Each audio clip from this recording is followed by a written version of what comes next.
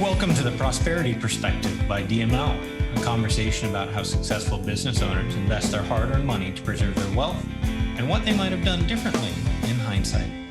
Excellent. Well, thank you for joining me. Joined today by David Henzel. He is the founder and CEO of UpCoach, as well as a serial entrepreneur and investor in several different startup companies. So we're privileged to have him today. David, do you want to introduce a little bit about yourself? Yeah, thanks for having me, Liam. I have a portfolio of businesses in mainly servicing the e-commerce and SaaS industry. One is LTV Plus, where we provide live chat agents and support agents, Task Drive for lead research and outreach for cold outbound. Shortlist, which is a SEO backlinking agency, and the main thing is UpCoach, which is my passion project, which I started initially to coach the leadership teams of my businesses. There's a few more, just I don't want to rattle on, to make sure that they're on their personal A game. And I couldn't find a software that was doing what I wanted to do. And then I got the CTO of one of my businesses, which is 50 SaaS, which is like a dev shop. We churn out SaaS products. I got him to build me something, and it got better and better and better and better and better. And at some point I thought, like, hey, this is actually really something that could be marketed. And I reached out to a friend of mine, Todd Herman. He's a very well-known coach in the States. He wrote The Alter Ego Effect, pretty popular book. Mm-hmm. And I showed him, like, hey, man, I built this coaching thing, even though I'm not a coach. What do you think? And he's like, that's amazing. I want to invest. Let's make this big together. And yeah, now I'm focusing on this. So yeah, I'm from Germany originally. Had moved to the States in 2009 because in Germany was no startup ecosystem at the time, and I saw what was going on in the US, and I was like very drawn to this. Grew MaxCDM, which was a content delivery network. We grew it for 8 years, and then we sold it a few years ago. Had a good exit, and then we moved to the south of Turkey initially to chill out, but then I got really bored, and now I have this portfolio of business. So yeah. I had to get back into it. Well, it's obvious that you've been very successful over your career, and kudos for you in terms of finding the right formula that works and being able to build and continue to build, right? And I think that fits really well, with the passion project that I have, which is really understanding from people, as they continue to grow and they experience success. And they've reached, that first $1 million marker on their first business. Kind of what does that decision-making criteria look like, right? In terms of lots of options available in terms of reinvestment, personal investment, new company, new ventures. And can you walk us through a little bit of kind of what that process looked like for you? It sounds like, you built one company, had a successful exit, and then that kind of splintered in a lot of different ways. And so kind of curious how you looked at it and kind of what your strategic vision was. Yeah, sure. Initially, I was just like more, kind of living the default dream of the world. You have to amass a lot of money to be happy, which, is kind of a trap. It doesn't really change. Once your basic needs are met,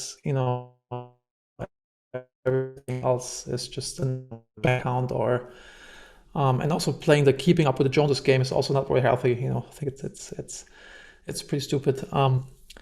At the big wake up moment for me was when my wife was diagnosed with breast cancer 7 years ago. I'm knock on wood, she's doing great today. Just had a follow-up 5-year clean, so very happy about this. When this happened, I envisioned myself laying on my deathbed, looking back at my life, thinking, did I really do what I was supposed to do? Did I have the impact that I wanted to have? And did I live the life that I want to live?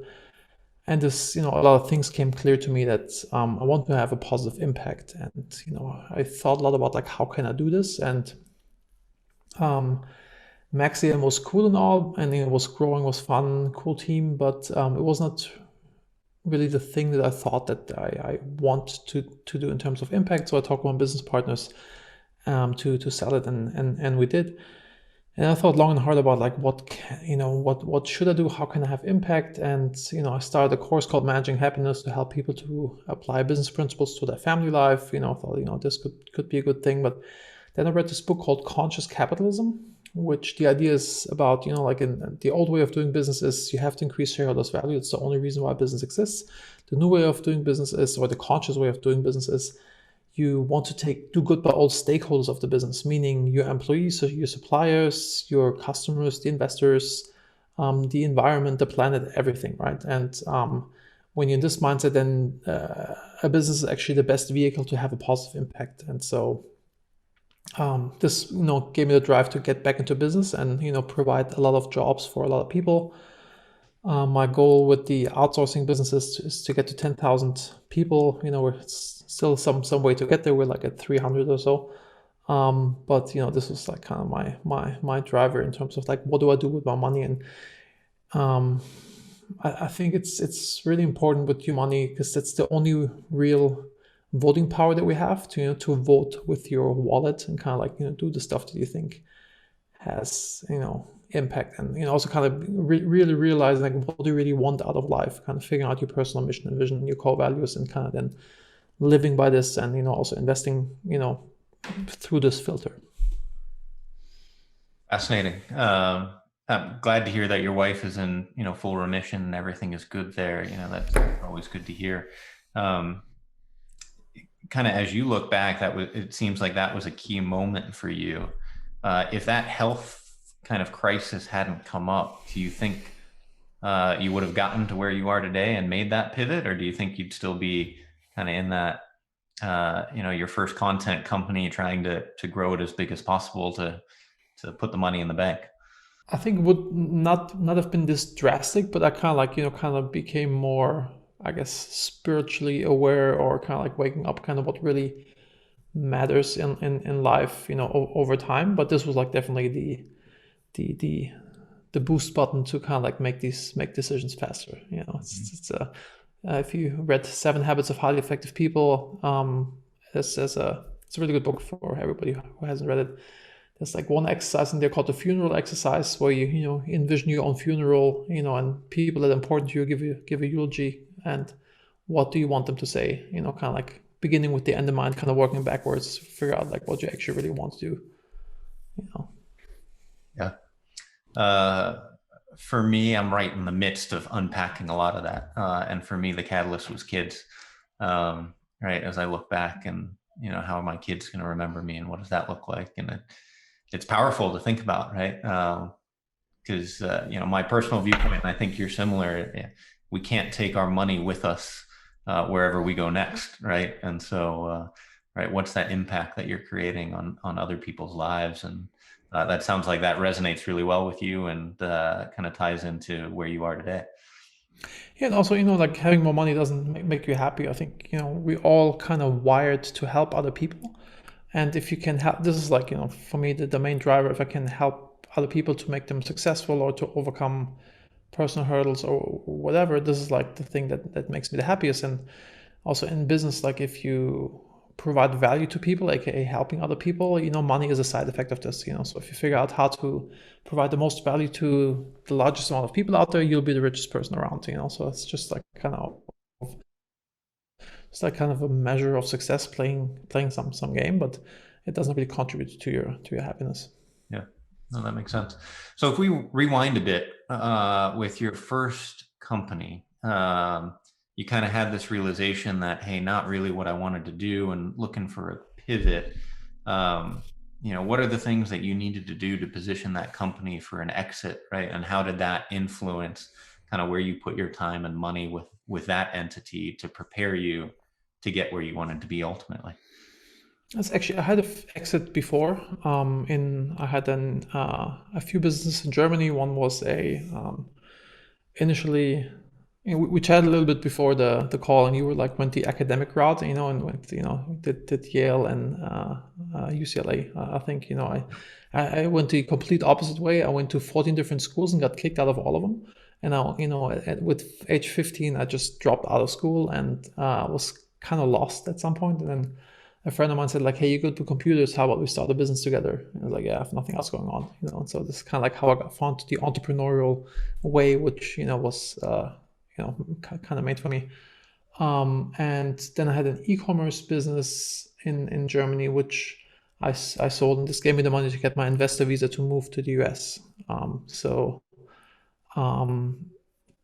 It sounds like that funded your first dream, right? Of yes, correct. getting into an environment where there was better support for the entrepreneurial life, which you had kind of identified as kind of that next step. Correct, yes. Okay.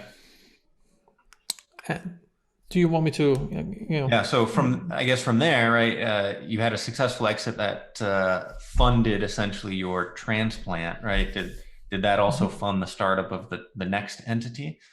Yes, correct. Got it. And so and in the beginning, like we're like, it was the first 2 years of building up Max again, we paid ourselves next to no salary, and I was, living in LA is, not a cheap thing. So, I've been burning a lot of money during that time. But yeah, it was well worth it. Now, I was always in the mindset, like I'm very stoic. Like imagine like what's really the worst thing that happens, and the worst thing is I move into my mom's basement, that's would be like the worst case, but nobody will die from this, and I can kind of always rebuild. And I like a quote by, I think it was Henry Ford: if I lose everything, like 4 years from now, I'll be exactly where I am today. Because like if you always play the long game and you don't rip off people and you just like provide value, you build a big network, and then you can always kind of build something up fairly quickly with the connections that you have. Yeah, that makes sense. So at what point did you reach the, no longer burning through money, right? Not paying yourself zero. Things obviously get comfortable at a certain stage, right? And so I guess once you hit that comfort stage, or where the personal side, or taking care of basic living expenses, right? Or lifestyle in LA, which is very important, obviously. Kind of what drove your decision making at that point of where to put your money? In terms of like where to invest the money, that's the excess Right. capital. So the business is now throwing off free cash flow. Right? Yeah.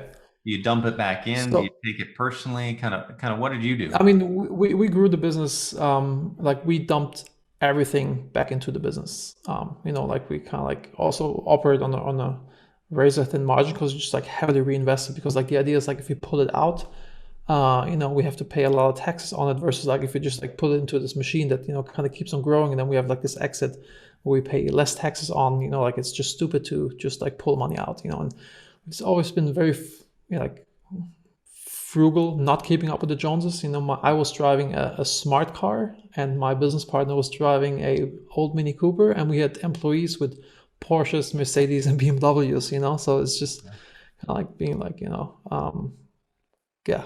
So we heavily reinvested everything back into the business.